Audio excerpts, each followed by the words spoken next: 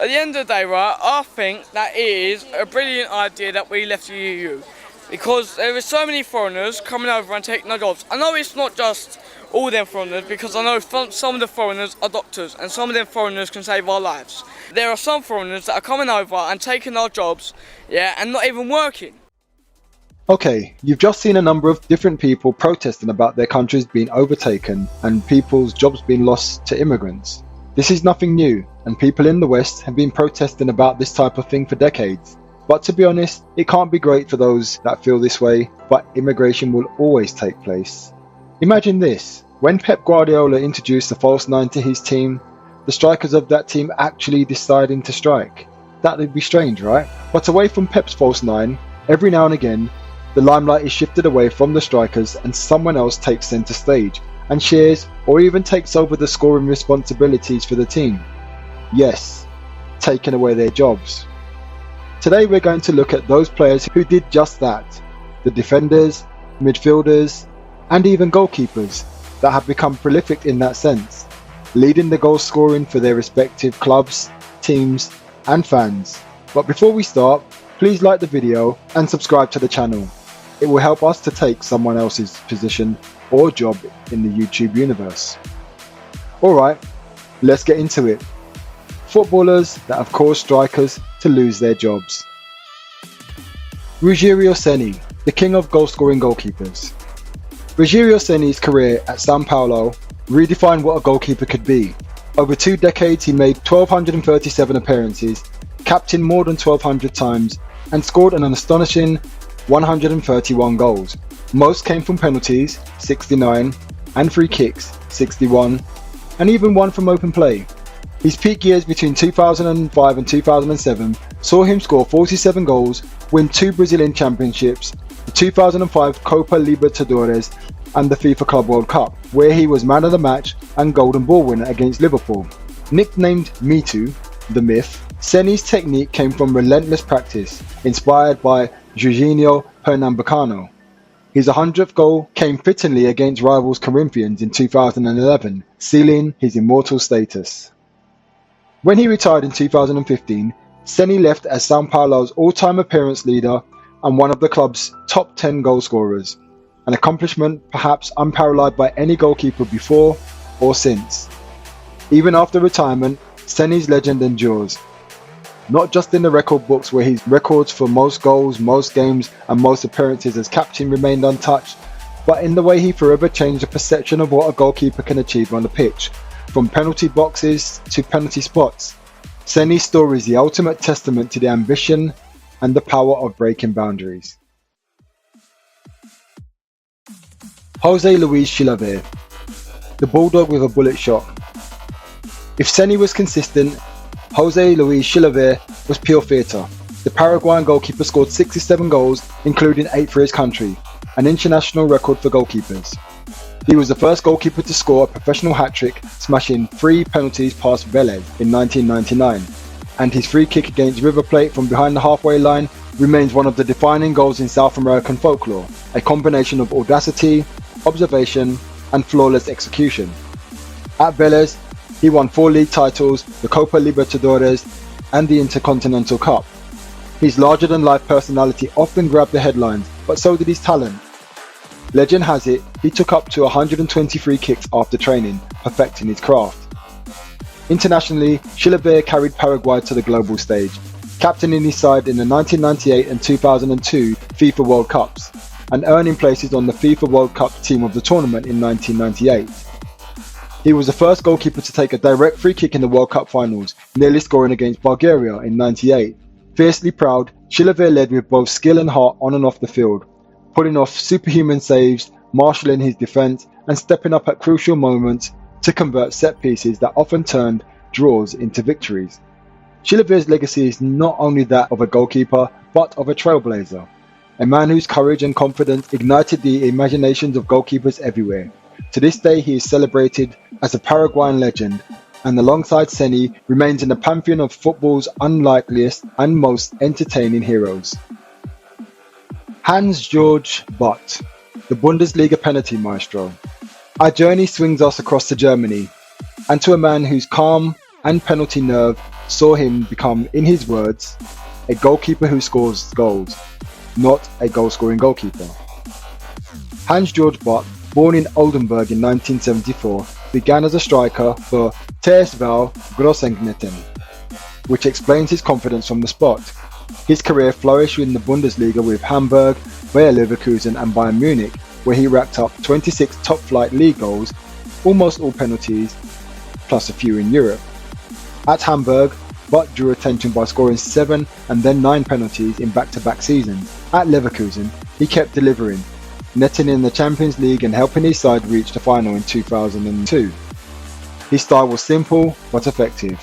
Calm run-up, clean finish, and often a big celebration. One celebration backfired in 2004 when Schalke's Mike Hanke scored straight from kickoff while Butt was still jogging back. Even so, Butt never stopped stepping up. Later at Bayern, he etched his name in trivia by scoring Champions League penalties for 3 different Bundesliga clubs against Juventus. Trusted in huge moments, including a decisive group game in Turin, he finished with 32 goals in 497 appearances. Known for his humility and professionalism, Butt's legacy lies in his cool under pressure and his rare status as one of Europe's great penalty-taking goalkeepers, an understated but unforgettable figure among unlikely scorers. Ronald Koeman, the most prolific defender in football history. Few defenders have left a mark like Ronald Koeman, the Dutchman who redefined the attacking centre-back. Born in Zaandam in 1963, he debuted for Groningen at 17, quickly showing positional sense and a rare eye for goal. His career spanned Ajax, PSV, Barcelona and Feyenoord, and the Netherlands, with a staggering return of over 250 goals, 192 of them in 533 league matches. At PSV he scored 51 in 98 games, thriving as a sweeper and a set-piece master. His 21 league goals in 1987-88 remains a defender's record as he regularly dispatched penalties and free kicks. At Barcelona under Johan Cruyff, Koeman became immortal, anchoring the team that won 4 La Liga titles. His crowning moment came in 1992, smashing a decisive free kick in the European Cup final against Sampdoria. In 6 seasons, he netted 67 league goals, most from dead balls, often at crucial moments. Koeman holds the distinction of being the defender with the most free kick goals ever recorded, and he ranks among the top 10 free kick goal scorers in football history. What made Koeman unique was his versatility. Sweeper, midfielder, even emergency striker. He always found the net. His deceptive penalty style and thunderous shot made him unpredictable, and his streak of 25 consecutive La Liga penalties remains untouched by a defender. For the Netherlands, Koeman was central to Euro 1998 glory, part of the Orange's golden generation. With 14 goals in 78 caps, he showed that defenders could be just as decisive as strikers, combining vision, technique, and nerve to become one of football's most astonishing scorers. Fernando Hierro, the iron fist with a shooter's touch. On to Spain, where Fernando Hierro is remembered as much for his defensive skill as his knack for scoring goals. Born in Vélez, Malaga in 1968, he was once rejected as not good enough, only to resurge at Real Valladolid and earn a move to Real Madrid in 1989. What followed was extraordinary. 5 La Liga titles, 3 Champions Leagues, 127 goals in 601 games for Madrid, the most by a defender in the club's history. Renowned for his composure, passing range and leadership, Hierro also bombed forward, scoring from penalties, free kicks and late runs into the box. His standout season came in 1991, where he hit an astonishing 21 league goals from centre-back. Appointed as captain, he led the Galacticos with fierce belief and a habit of striking at decisive moments.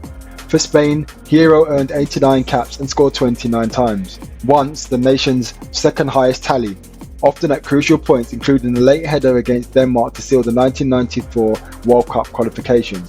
His penalty accuracy and set-piece threat set a new standard for Spanish defenders. Physically imposing yet cerebral, Hierro proves a defender could be much more than a stopper.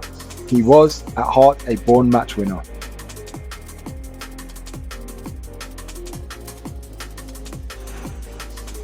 Sergio Ramos, the clutch defender who lived for the big moment. Sergio Ramos was born to lead and to score goals that mattered most. From Camas near Seville, he rose through Sevilla's ranks before joining Real Madrid in 2005 for a record fee for a defender. Handed the number 4 shirt, once worn by Fernando Hierro, he quickly embraced the responsibility and built his own legacy. Over 16 years at the Bernabeu, Ramos became known not just for his defensive grit, but for his extraordinary goal scoring. Over 100 career goals as a centre-back, he struck with both feet, towering headers, penalties, and even free kicks, often in moments of highest drama. Think Lisbon 2014, the 93rd minute Champions League final against Atletico, with them leading 1-0. Ramos rose for a thunderous header, sending Real to extra time and ultimately La Decima. He repeated this knack for decisive goals time and time again, whether against Bayern Munich in Champions League semis, El Clasico battles, or last-minute league clashes. Ramos also perfected the Panenka penalty, coolly chipping under pressure, and passed Ronald Koeman's record for most goals scored by a La Liga defender. As Real Madrid captain and Spain's most capped player, he lifted the 2010 World Cup and back-to-back Euros in 2008 and 2012. Commanding, fearless, and unorthodox, Ramos turned defence into belief, and belief into goals. James Tavernier, the modern-day set-piece dynamo. The Scottish Premier League may lack the global glamour of La Liga or the Premier League, but in James Tavernier, Rangers boast a right-back as prolific as any in football history. From Leeds Academy hopeful to Rangers captain and record breaker, his rise is defined by determination. After spells with Newcastle, Wigan and Bristol City, Tavernier's career exploded in Glasgow. Joining Rangers in 2005, he scored a free kick on his debut and never looked back. Soon captain, he became far more than a defender marauding forward with a licence. A set-piece master, deadly from free kicks, penalties and overlapping runs, Tavernier scored 141 goals for Rangers, the most ever by a British defender, surpassing the legends like Graham Alexander, had over 100 assists, and his creative impact matches his finishing. Consistency sets him apart. Multiple 15-plus goal seasons, including 24 in 2023-24 and regular 20-goal campaigns, a near unthinkable return for a fullback. Around half his goals came from penalties, converted at over 80%, and the rest from headers, late runs, and clever positioning. He has captained Rangers to a Premiership title, ended Celtic's dominance, and even finished top goal scorer in the 2022 Europa League, while leading them to the final. Tavernier's journey is still unfolding, but his place among football's great goal-scoring defenders is already secure.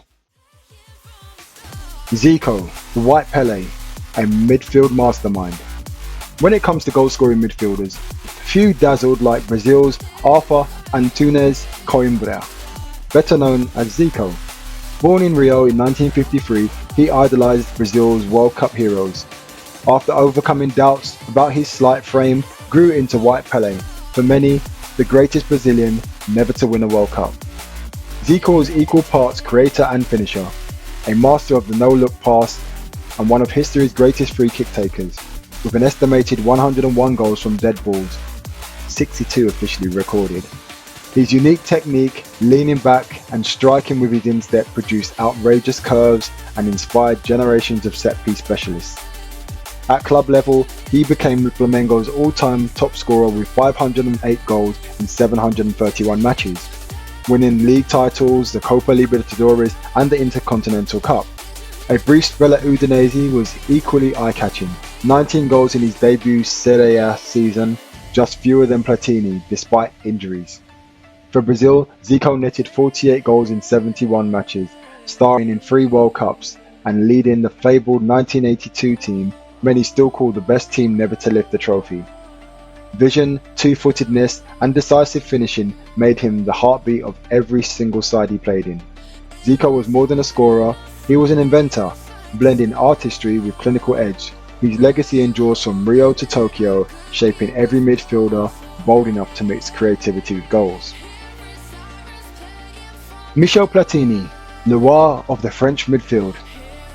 In the pantheon of European football, Michel Platini stands as both scorer of vital goals and midfield artist. Born in 1955 in Joffre, France, to Italian immigrants, he rose from AS Nancy through Saint-Étienne to Juventus, where he became a legend. Platini's hallmark was his remarkable scoring touch for a midfielder, 297 goals in 550 club matches. At Juventus, he won Serie A's Golden Boot 3 straight years and led the side to the 1985 European Cup. Deadly from free kicks and penalties, he struck with calm precision that became his trademark. Internationally, his crowning moment came at Euro 1984, where he fired a record 9 goals in 5 matches, 2 hat-tricks and the winner in the final, guiding France to their first major trophy. In total, he scored 41 goals in 72 caps, a national record for decades. Nicknamed Le Roi, Platini combined vision, grace and unflappable confidence, never sent off in his career. Decorated with 3 consecutive Ballon d'Ors, his influence on midfield play, direct, skillful and incisive, lives on in both his records and the flair he brought to every pitch. Bobby Charlton, England's midfield cannon. No account of goal-scoring midfielders is complete without the iconic Sir Bobby Charlton. Raised in Ashington after World War II, Charlton's story is football legend. Spotted as a schoolboy, he joined Manchester United in 1953 as a Busby babe and helped rebuild the club after the Munich air disaster in 1958. Charlton possessed one of the game's fiercest long-range shots, equally deadly of either foot, combined with stamina, versatility and relentless drive. He played across the midfield and attack, and wherever he featured, goals followed. For Manchester United, he scored 249 goals in 758 games, a record that stood until Wayne Rooney. For England, he netted 49 goals in 106 caps, leading the Three Lions to World Cup victory in 1966, scoring twice in the semi-final against Portugal before winning the Ballon d'Or.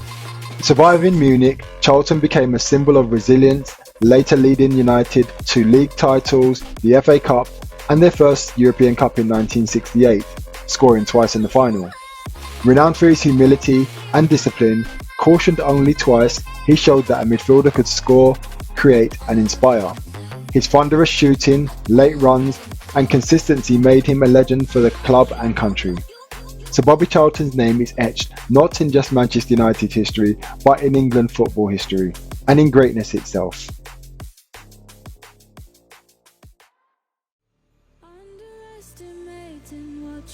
Laurent Blanc, top club scorer.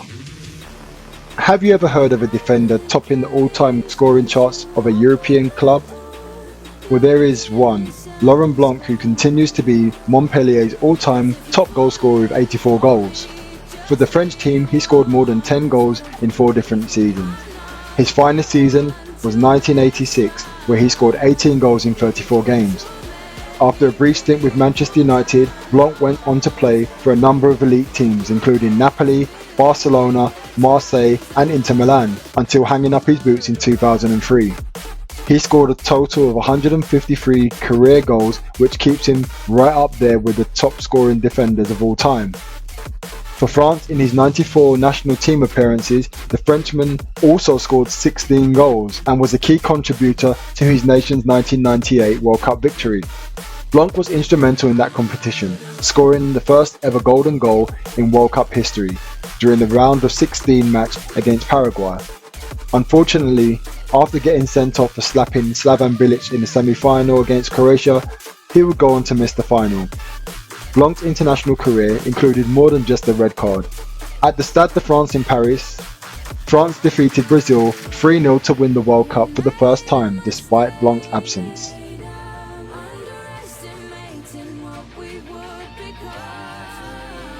Frank Lampard, the box-to-box marksman. Few midfielders can claim the scoring record or all-round influence of Frank Lampard. A footballing prince born into footballing royalty, his father Frank Lampard Sr. played for the Hammers for 18 years between 1967 and 1985, whilst his uncle Harry Redknapp also played for the club between 1965 and 1972, and was manager when young Frank broke into the team at 16 in 1995.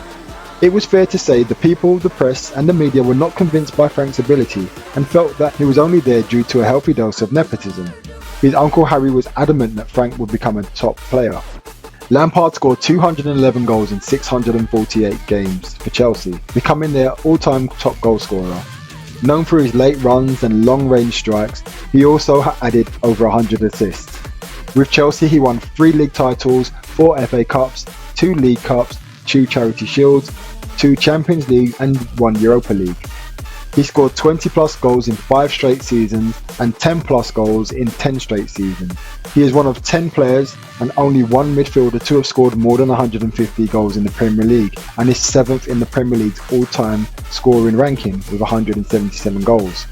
In 2005, he was named as the Football Writers Footballer of the Year and finished runners-up for both Ballon d'Or and FIFA World Player of the Year. For England, he netted 29 goals in 106 appearances, cementing his reputation as one of the most complete midfielders in football history.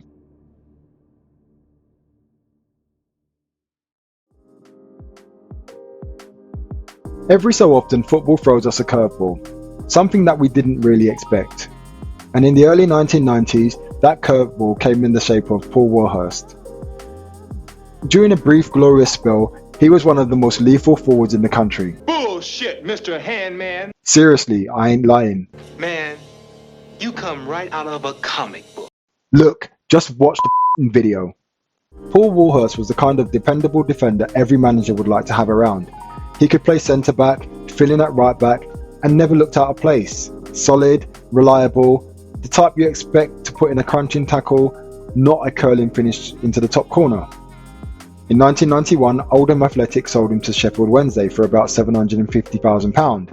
As expected, he played as a defender, but midway through his second season, with injuries to David Hirst and Mark Bright, manager Trevor Francis looked at Warhurst and said, "I need you, can you do me a job?" And again, for a brief, glorious spell, he became one of the most lethal forwards in the country. No need for that again. In a phenomenal sequence, he scored 12 goals in 12 games, and after 4 years as a defender, he was called up to the England team as a striker. However, Warhurst was injured and missed the opportunity to win his first cap. That season, Wednesday reached both the FA Cup and League Cup finals, unfortunately losing both to Arsenal. And while Warhurst eventually drifted back into defence, his name was now forever associated with one of football's most surprising reinventions. He later joined Blackburn, playing in their famous 1994-1995 Premier League win under Kenny Dalglish, and went on to represent the likes of Crystal Palace and Bolton before winding down his career in the lower leagues. Warhurst might not have had a career full of England caps or 20-goal seasons, but for a short while he lived every defender's secret dream, being thrown up front and proving he can do a job better than the strikers themselves. You've just seen the most prolific non-striker goal scorers of all time. A great blend of defenders, midfielders and goalkeepers, scoring goals with the precision and strike rate like many top-level strikers. You have Rogério Ceni, a goalkeeper, scoring an incredible 131 goals in the Brazilian league, and Zico, the greatest player never to win the World Cup, breaking the 500 goal barrier. But for me, it's got to be Ronald Koeman. Remember, we're talking about a defender here that scored 254 goals in 762 club appearances and international matches over 17 seasons. At PSV he scored 51 in 98 games and scored 21 in a single season, to which many strikers would see themselves thriving to achieve numbers like that. He was phenomenal. During his 17 league seasons, he scored 10 or more goals in 10 of those seasons and scored a goal in every season. He also had a run of 25 consecutive penalties and scored 63 kicks, which clearly demonstrate his clinical nature and high level of finishing. We've got to give this man a round of applause for what he's achieved. Thank you, Ronald, for an amazing career. Scoring goals is said to be the most difficult thing to do in football. Equally is the lifeblood of the game. It ultimately wins you matches, and with that it brings so much joy and euphoria to the scorer, their teammates, the fans and the club. From day one, strikers have perfected the art of scoring goals by putting in the extra hours in training, working on left then right foot finishing, heading practice and specialist movement, all to gain the extra margins, and you see the results. But imagine being a defender or midfielder or goalkeeper, required to do a completely different job for your team and work on those specialised qualities, and yet still managing to find a way to perfect the art of goal scoring. That's special. We've seen it all and it's unbelievable. midfielders that are the top goal scorers for their clubs, and defenders that are the top goal scorers for their clubs too. But when you have a goalkeeper that is in the top 10 all-time scorers list for any club, that's completely ludicrous. We've come to the end now. We hope you've enjoyed the video and were able to reminisce on some of the careers of these non-striker goal scorers. Tell us in the comments who we've missed, and please let us know what other stories or topics you'd like us to cover. Before you leave, don't forget to like the video and subscribe to the channel. Do it now before someone else comes and steals your job. Thanks for watching, goodbye now, stay safe, and see you next time on Football Central.